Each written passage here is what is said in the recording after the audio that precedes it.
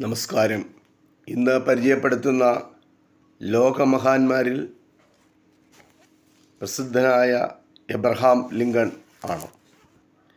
സ്വഭാവമഹിമയും കഠിനാധ്വാനവും നിശ്ചയദാർഢ്യവും കൊണ്ട് ഏറ്റവും താഴ്ന്ന നിലയിൽ നിന്ന് അമേരിക്കയുടെ പ്രസിഡന്റ് പദവി വരെ എത്തിയ ഐതിഹാസികമായ ചരിത്രമാണ് എബ്രഹാം ലിങ്കണിൻ്റേത്. ആഭ്യന്തര യുദ്ധത്തിലകപ്പെട്ട അമേരിക്കൻ ഐക്യനാടുകൾ ശിഥിലമാകാതെ ഒന്നിച്ചു നിർത്തിയതും അടിമത്തം നിരോധിച്ചുകൊണ്ട് ഉത്തരവിറക്കിയതും അമേരിക്കയുടെ ചരിത്രത്തിലെ രണ്ട് സുപ്രധാന സംഭവങ്ങളാണ്.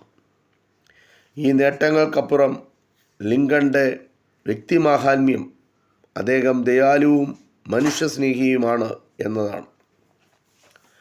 അടിമത്തം അവസാനിക്കുന്നതോടെ കൃഷിഭൂമിയിൽ തൊഴിലാളികൾക്ക് വേതനം നൽകേണ്ടി വരുമെന്ന് കണ്ട തെക്കൻ സംസ്ഥാനങ്ങളിലെ ഭൂപ്രഭുക്കന്മാരും അടിമത്തത്തിനെതിരായിരുന്ന വടക്കൻ സംസ്ഥാനങ്ങളിലെ വ്യവസായികളും കൂടി അമേരിക്കയെ ആഭ്യന്തര യുദ്ധത്തിൽ എത്തിച്ച ഒരു ആപൽ ഘട്ടത്തിലാണ് എബ്രഹാം ലിങ്കൺ അമേരിക്കയുടെ പ്രസിഡന്റായി അധികാരമേറ്റത്. 1862 സെപ്റ്റംബർ 22 അടിമത്തം നിരോധിച്ചുകൊണ്ടുള്ള വിളംബരം എബ്രഹാം ലിങ്കൺ പ്രഖ്യാപിച്ചത്. 1865 എബ്രഹാം ലിങ്കണിൻ്റെ നേതൃത്വത്തിൽ വടക്കൻ സംസ്ഥാനങ്ങളുടെ സംയുക്ത സൈന്യം തെക്കൻ സംസ്ഥാനങ്ങളുടെ മേൽ സമ്പൂർണ്ണ വിജയം നേടി. 1809 ഫെബ്രുവരി 12 എബ്രഹാം ലിങ്കൺ ജനിച്ചത്. സ്കൂളിൽ ചേർന്ന് പഠിക്കുവാനുള്ള പണമില്ലാതിരുന്നതിനാൽ ഒരു കടയിൽ ക്ലാർക്കായി ജോലി ചെയ്തുകൊണ്ടാണ് എബ്രഹാം ലിങ്കൺ പഠനം തുടർന്നത്.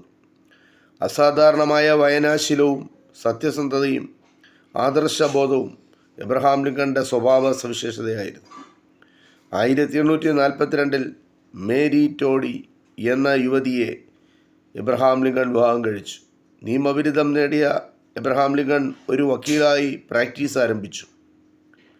ഇല്ലിനോയി സംസ്ഥാനത്തെ നിയമസഭയിലേക്കും പിന്നീട് അമേരിക്കൻ കോൺഗ്രസിലേക്കും അദ്ദേഹം തിരഞ്ഞെടുക്കപ്പെട്ടു.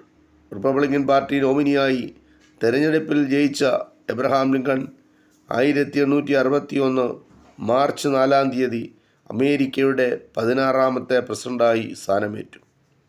ജനങ്ങളാൽ ജനങ്ങളുടെ ജനങ്ങൾക്കു വേണ്ടിയുള്ള ഗവൺമെൻറ് എന്ന ജനാധിപത്യത്തിൻ്റെ സുപ്രസിദ്ധമായ നിർവചനം എബ്രഹാം ലിങ്കണിൻ്റെ ഗെറ്റിസ്ബർഗ് പ്രസംഗത്തിലുള്ളതാണ്. 1865 ഏപ്രിൽ 14 ജോൺ വിൽക്സ് ബൂത്ത് എന്ന